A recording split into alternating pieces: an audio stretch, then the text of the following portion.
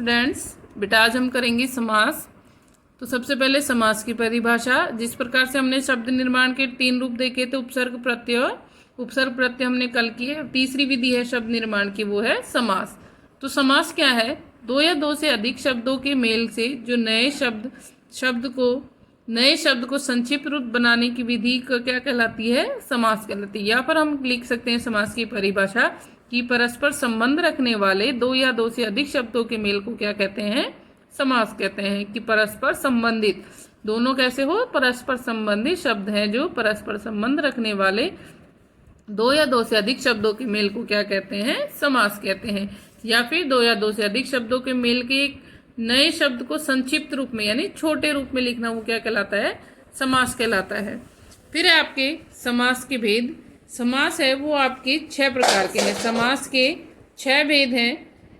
पहला अव्ययी भाव समास, दूसरा तत्पुरुष समास,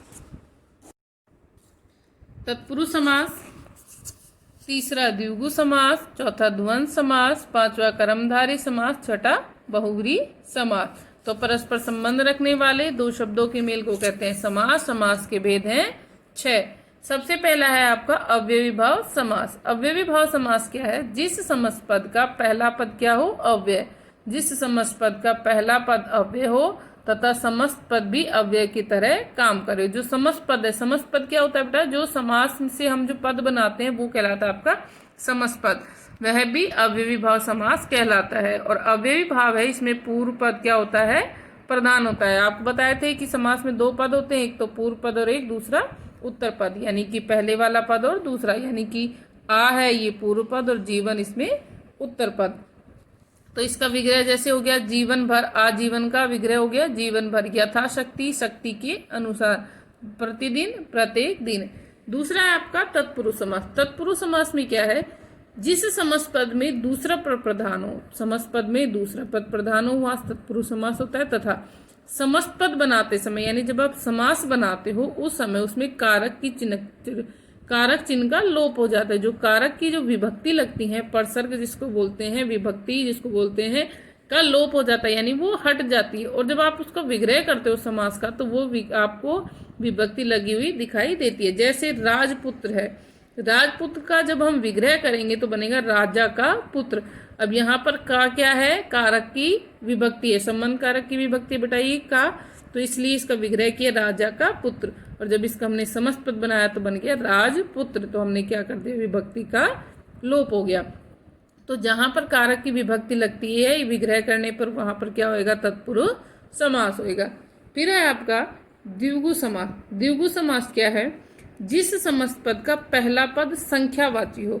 जिस समस्त पद का क्या होगा? पहला पद, यानी पहले वाला पद है वो क्या हो? संख्यावाची, यानी कोई भी संख्या का शब्द हो, वहां पर द्विगु समास होता है। और जो समस्त पद है वो किसका? समूह का बोध कराता है। जैसे चौराहा, चौ यहाँ पर क्या है? 4, यानी संख्या हो गया पहला शब्द। 4 राहों का समाहार। सप्त ऋषि, 7 ऋषियों का समूह। नवरत्न, नव माने 9 रत्नों का समाहार।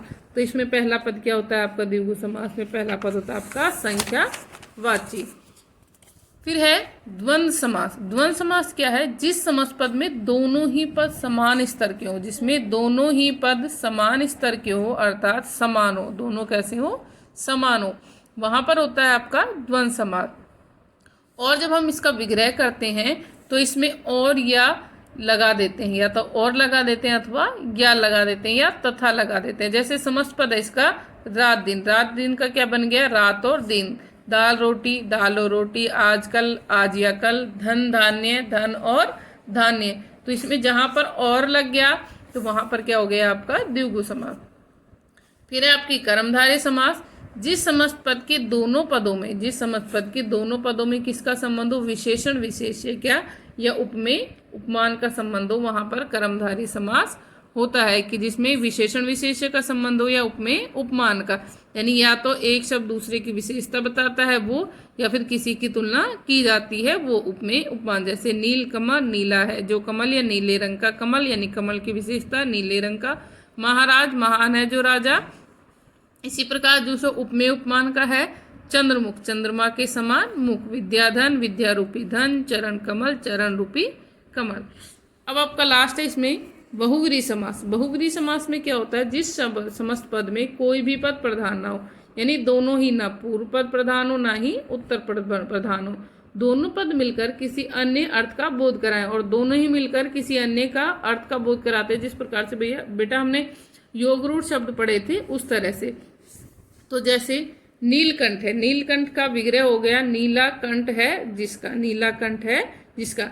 अब देखो यहाँ पर अगर हम चाहें तो कर्मधारय समास के कंठ की विशेषता नीला, लेकिन हाँ यहाँ पर हम नीला कंठ है जिसका विशेष के लिए बोल रहे हैं, अन्य अर्थ में किसके लिए बोला हमने, शिव जी के लिए, तो ये आपका हो गया बहुव्रीहि समास। ऐसे ही पीतांबर, पीले अंबर है जिसके श्री कृष्ण, दशानन 10 आनन है जिसके रावण, चतुर्भुज 4 भुजाएं हैं जिसकी विष्णु, चतुर्मुख 4 मुख है जिसके ब्रह्मा, लंबोदर लंबा उदर है जिसका गणेश जी। तो यहाँ पर सभी में क्या हमने विशेष अर्थ, यानी जो हमारे अधिकतर क्या है भगवानों के नाम आए, तो उन्हीं के लिए यहाँ पर क्या प्रयोग होता है, आपका बहुव्रीहि समास प्रयोग में होता है। तो आपको बेटा ये लर्न करना है। Thank you. Good morning student, welcome to online classes. In this spoken class today we are going to just repeat the respect elders, revision of this topic. And students, in previous video we have done the half of this. Now we will just start from the next part. Today is the second part of this topic, respect elders.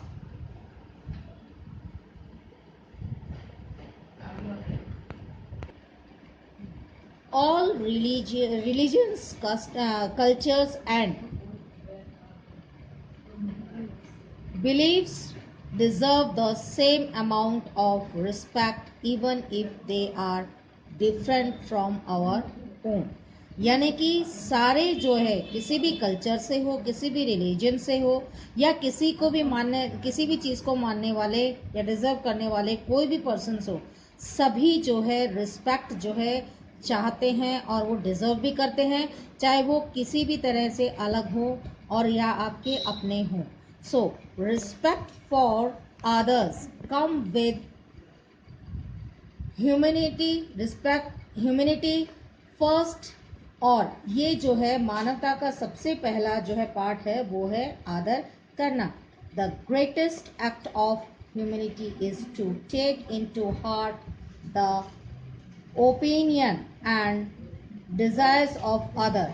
और इसमें क्या है कि आपको जो है कोई भी इंसान हो, वो सबसे पहले ये देखना चाहता है कि उसका दिल कैसा है या कैसा भी उसकी हार्ट से फीलिंग। तो सबसे मेन आपका यही है कि आपको रिस्पेक्ट जो है वो भी डिजर्व करता है, चाहे वो कैसा भी इंसान हो।